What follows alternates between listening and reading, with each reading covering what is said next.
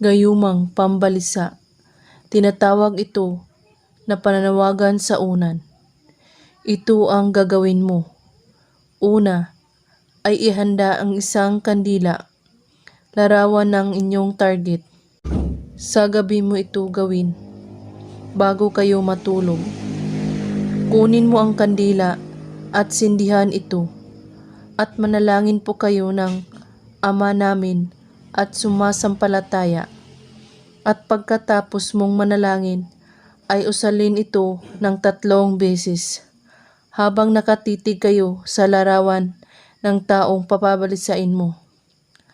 Sancre Pater Benedicti Ignum Magnum Santo Igusum Lignum. Amen.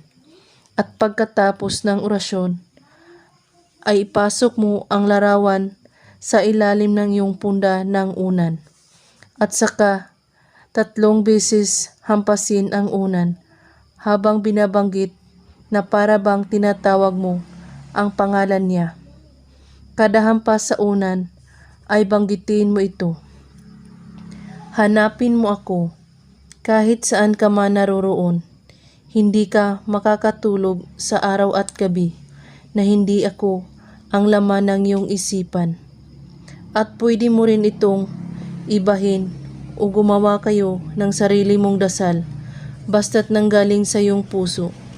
At dapat siya lang ang laman ng iyong puso habang ginagawa mo ito. At matulog na kayo na nakasindi ang kandila. Mag-ingat na hindi ito maging delikado at gumawa ng sunog. Ulit-ulitin ang ritual gabi-gabi bago kayo matulog hanggang makikita mo ang epekto nito. Gawin ito kahit anong oras at araw basta't bago kayo matulog sa gabi. Kailangan buo po ang inyong paniniwala sa paggawa nito at walang ibang iniisip at pagdududa. At kung may katanungan po kayo ay magko-comment lang po sa baba.